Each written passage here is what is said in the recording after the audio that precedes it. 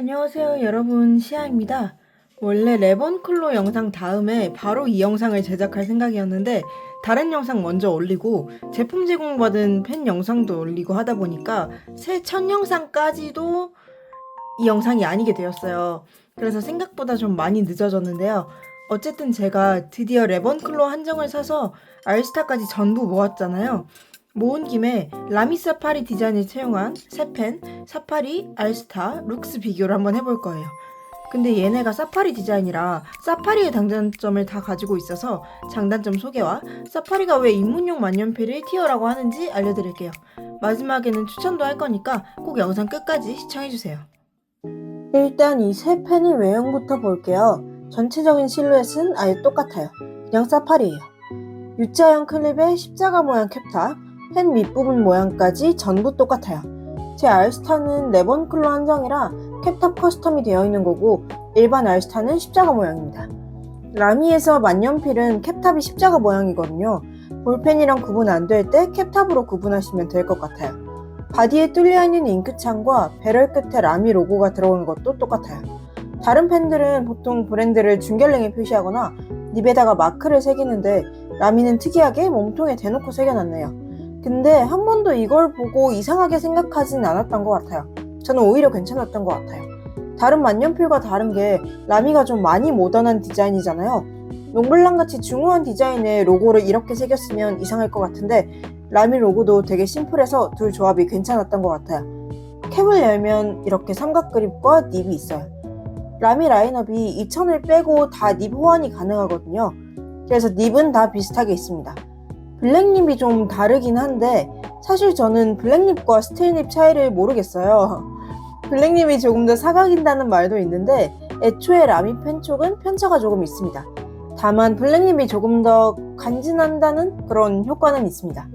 여기서 차이점은 사파리는 재질이 전체 플라스틱이고 알스타는 펜 끝부분을 제외한 알루미늄 바디, 룩스는 펜 끝부분을 포함한 전체 금속이라는 거예요. 그리고 펜을 들어서 클립이 붙어있는 부분을 보면 사파리는 클립과 바디와의 거리가 룩스 알스타보다 길어요. 룩스 알스타가 조금 더 짧거든요. 사파리의 캡이 알스타 룩스 캡보다 얇아서 그런 것 같아요. 그리고 펜 촉도 원래는 사파리 알스타가 스테인리스 펜 촉, 룩스는 블랙 코팅된 스테인리스 펜 촉이었어요. 클립도 사파리 알스타는 일반 클립, 룩스는 바디와 똑같은 색 도금이에요. 근데 최근 몇 년간 한정을 보면 이게 완전히 정확하게 적용되진 않은 것 같아요. 2020, 2023 사파리 한정 클립은 룩스처럼 바디와 똑같은 색을 가지고 있고 알스타 해리포터 한정도 바디와 똑같은 색이 클립에 도금되어 있어요. 그리고 블랙립도 사파리 2021 한정 스트로베리 클립, 알스타 해리포터 한정을 보면 애초에 블랙립을 달고 출시하더라고요. 그래서 점점 룩스만이 가진 장점이 사라지는 것 같아요. 제가 룩스 처음 샀을 때는 만년필 입문 극초기라서 정말 예뻐 보였는데요. 심지어 제가 산 것도 아니고 선물을 받아서 각인까지 되어 있는 펜이란 말이에요. 그때는 전체 금속 바디에 클립 도금까지 되어 있고 바디와 똑같은 색의 일구 케이스를 주니까 다른 펜과 되게 다르다고 생각했는데 점점 제가 좋아했던 포인트들을 알스타 사파리가 가져가니까 살짝 아쉽긴 해요. 뭔가 룩스만이 장점이 더 있으면 좋겠다는 생각은 해요. 예를 들면 금립? 그리고 이 친구들 같은 립에 같은 피드 쓰거든요. 얘네 재질만 다르지 그냥 사파리 분신술이라고 봐도 무방하단 말이에요. 그래서 알스타 룩스를 가장한 사파리 리뷰라고 보셔도 될 것 같습니다. 그러니까 장단점 한번 살펴볼 거예요. 근데 저는 사파리 극호인 사람이란 말이죠. 그러면 사파리를 좋아하는 사람 입장에서 장단점을 살펴볼 거예요. 장단점 말하면서도 불호 요소는 그때그때 말씀드릴게요. 이 세 개의 장점은 저는 삼각 그립이라고 생각해요. 사실 사파리 계열의 주요 불호 요소 중에 하나가 삼각 그립이거든요. 근데 저는 그런 거 상관없이 정석에 가깝게 펜을 잡는단 말이에요. 그래서 삼각 그립이 오히려 좋았어요. 거기다가 펜을 쓰다 보면 각도가 살짝씩 틀어지는데 삼각 그립이 그걸 방지해줘서 의도치 않게 헛발질이 나는 것도 막아주고 그립에서 손이 미끄러지는 것도 방지해줘서 너무 편했어요. 정석적인 그립을 가진 분들이면 삼각 그립 진짜 괜찮아요. 또 모던한 디자인인 것도 너무 좋아요. 저는 사파리가 예뻐서 샀던 거였거든요. 너무 장난감 같다는 분도 계신데 차분한 색상으로 사면 장난감 같지도 않아요. 처음 샀을 때는 그 깔끔함이 좋은 거였거든요. 그때는 중후한 디자인 진짜 싫어했었단 말이에요. 사실 지금도 버건디나 갈색처럼 차분한 색깔 진짜 싫어하는데 사파리는 색깔이 그런 게 잘 없잖아요. 거기다가 가벼운 무게에다가 잉크창도 뚫어져 있어서 잉크 잔량도 확인하기 좋고요. 만년필을 쓰다 보면 생각보다 사파리만큼 잉크 잔량이 잘 보이게 뚫어놓은 펜이 잘 없어요. 펠리칸 600, 800도 원래는 줄무늬 사이가 투명한 재질이었는데 바뀌어서 지금은 그냥 잉크 잔량을 확인할 수 없고요. 하지만 투명한 데몬펜을 좋아하신다면 예외입니다. 그건 몸통 자체가 투명하니까요. 근데 사파리의 단점은 일단 흐름이 엄청 좋은 펜은 아니에요. 그래서 어지간히 흐름 좋은 잉크를 넣지 않으면 바로 답답하게 나와요. 만년필 흐름이 안 좋으면 묘하게 긁는 느낌이 더 심해지고 잉크가 잘 안 나오니까 글씨 쓰는 속도가 점점 느려져요. 제 펜은 펠리칸 4001 정도는 버텨주는데 이게 최대인 것 같아요. 4001보다 박한 잉크가 들어가면 흐름이 안 좋은 게 티가 나요. 라미는 EF 닙도 어느 정도 굵기가 있어서 흐름이 좋으면 종이에 잉크가 맺히는데 잉크가 물이니까 균일하게 맺히지 않은 게 보여요. 근데 박한 잉크를 넣으면 균일하게 써져요. 그리고 또 다른 단점은 뚫어져 있는 잉크창과 푸시캡 방식 때문에 닙마름이 심하다고는 하는데 저는 잘 모르겠더라고요. 근데 이거는 펜을 자주자주 써주면 되는 거고 그냥 손이 안 가면 저는 세척 후 건조해서 파우치에 넣어놓으니까 그렇게까지 체감하지는 못했던 것 같아요.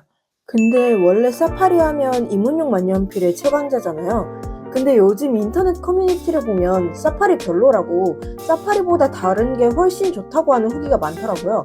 그렇지만 입문용 만년필의 0티어는 사파리라고 생각합니다. 다른 펜에는 없는 사파리만의 디테일이 또 있거든요. 사파리는 카트리지나 컨버터를 걸쳐놓고 배럴을 돌리면 자동으로 꽂히고요. 컨버터에도 이런 돌기가 있어서 배럴에 돌기가 돌아갈 수 있는 힘이 있어서 홈에 맞추면 딱 들어가요. 다 꽂았나? 할 필요 없이 이렇게 하시면 확실하게 장착돼요. 이게 사소해 보이지만 이런 게 편리함을 만든다고 생각하거든요. 잉크창도 이렇게 잉크가 보이도록 확실히 뚫어진 잉크창이 있는 건 많지 않아요. 데몬을 제외하면 몇 개 없는 것 같아요. 거기다가 라미 사파리가 유명해서 그렇지 막상 사파리와 비슷한 디자인의 펜은 잘 없어요. 단순히 플랫탑 시가형을 넘어서서 이런 디자인이면 클립이 달라도 이거 사파리 디자인 아닌가 싶을 정도니까요. 대체제가 잘 없고 중국 브랜드의 똑같은 디자인이 있긴 한데요. 당연히 어디서 베껴왔는지 아시죠? 사파리에서 베껴온 거예요. 그리고 사파리는 1, 2년여 한정을 구하는 게 어렵지 않아요. 펜샵에서도 물량이 생각보다 많아서 몇 년 전에 나온 한정인데도 구매가 가능하더라고요. 이런 점 때문에 사파리의 색상 바리에이션이 굉장히 넓어요. 거기다가 사파리는 색상에 따라 펜의 분위기가 확확 바뀌는 펜 중에 하나거든요. 모던한 디자인의 펜이지만 색상에 따라 클래식한 느낌도 줄 수 있어요. 일단 라미 사파리는 교보문고 같은 오프라인 문구점에서도 팔고 그냥 동네에서 좀 크다 싶은 문구점에 보면 비싼 펜들 모여있는 코너에 하나씩 있거든요. 거기다가 라미 사파리가 선물하기도 괜찮아서 다른 분들께 선물을 되게 많이 하는데 그래서 그런지 당근에 10,000원, 20,000원 가격으로 라미 사파리 매물이 꽤 있더라고요. 심지어 미개봉 미사용이에요. 뭐 당연히 유명한 만년필이니까 웬만한 만년필 펜샵에도 다 판매 중이고 펜사랑은 병행 수입이라 다른 펜샵보다 싸게 구할 수 있어요. 그래서 굳이 펜샵에 가지 않아도 만년필을 써보고 싶다면 가장 찾기 쉬운 펜은 사파리일 거예요. 라미 사파리는 정말 예전에 나온 펜인데다가 많은 사람들이 사는 펜이잖아요. 그래서 인터넷에 검색하면 어지간한 정보는 다 나와 있어요. 만년필 커뮤니티 같은 곳에 물어보면 답해주시는 분들도 한 번쯤은 써봤을 펜이니까 대답해주기도 수월하실 거예요. 굳이 커뮤니티에 들어가지 않아도 그냥 구매한 펜샵에 문의글을 써도 되는 거잖아요. 입문용 만년필로 사파리의 인기가 최절정일 때 쌓인 정보량은 다른 펜에 비할 수가 없는 것 같아요. 저는 여기서 3개 다 살 필요는 없다고 생각하거든요.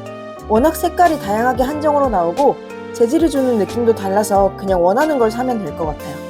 하지만 하나만 사야 한다면 저는 알스타를 추천드립니다. 일단 금속이 주는 고급스러움이 가장 커요. 룩스도 금속인데요? 룩스가 진짜 머리부터 발끝까지 금속인데? 라고 할 수 있지만 룩스는 색깔이 몇 개 없고요. 펜 색상과 동일한 펜 케이스가 지급되는 건 좋은데 그 펜 케이스가 엄청 좋은 건 아니라 솔직히 가격대를 보면 그냥 알스타가 더 낫지 않나 싶어요. 재질이 똑같고 룩스만의 특징이었던 게 점점 알스타에도 적용이 되어서 크게 다를 게 없다고 생각해요. 하지만 만약 본인이 입문자라면 사파리를 조금 더 추천드려요. 사파리는 아까 말했다시피 미개봉 중고 새 상품도 꽤 올라와 있고 접근성이 훨씬 좋기 때문에 알스타가 가격이 조금 비싸서 조금 저렴한 사파리로 추천드립니다. 그리고 이건 사소한 디테일인데 저는 펜촉이 보이는 면에 라미 로고가 보이게 배럴을 조립해야 하는 강박이 있거든요. 사파리는 처음 조립할 때 라미 로고가 없는 부분을 펜촉이 보이는 면에 놓고 조립해야 돌렸을 때 로고가 나와요.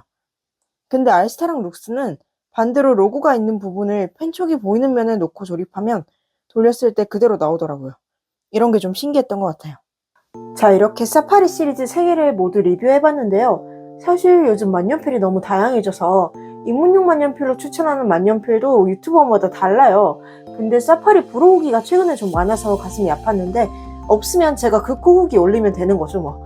저한테는 사파리가 영원한 입문용 만년필 영티어니까요. 다른 펜 쓰다가 사파리를 쓰면 이런 펜이 있는데 그동안 왜 안 썼지? 라는 생각이 들 정도로 정말 잘 맞는 펜이거든요. 저는 어떤 만년필보다 사파리를 처음 사서 갖게 됐을 때의 심정이 잊혀지지 않아요. 정말 갖고 싶었던 펜인데 마침 딱 한정으로 제 취향인 색깔이 나와서 더 좋았던 것 같아요. 그리고 저는 3개 다 있지만 한정이 정말 예쁜 게 또 나온다면 또 살 거예요. 예쁘니까요. 이 영상이 설쯤에 올라갈 것 같은데 다들 설 잘 지내시고 새해 복 많이 받으세요. 그럼 저는 영상 마치고 가보겠습니다. 안녕. 솔직히 사파리가 진짜 슈스예요. 다들 만년필 입문 다 사파리로 했잖아요. 그 좋다는 에미백, 149, 까렌 이런 애들 사파리로 입문 안 했으면 살 일 없잖아요? 70 에코? 사파리 따라잡기엔 아직 멀었다고 보고요. 사파리 솔직히 전설이죠. 사파리 짭이 많은 이유는 디자인권이 만료돼서가 아니라 사파리가 인기가 많기 때문이거든요. 원래 명품도 인기 많은 애들이 짭이 많아요. 그리고 유명한 운동선수들이 나이 들어서 은퇴하면 한물 간내가 아니라 전설이 되잖아요? 사파리는 전설인 거죠. 솔직히 리빙 레전드. 사파리 아니었으면 만년필판 없었다. 인정?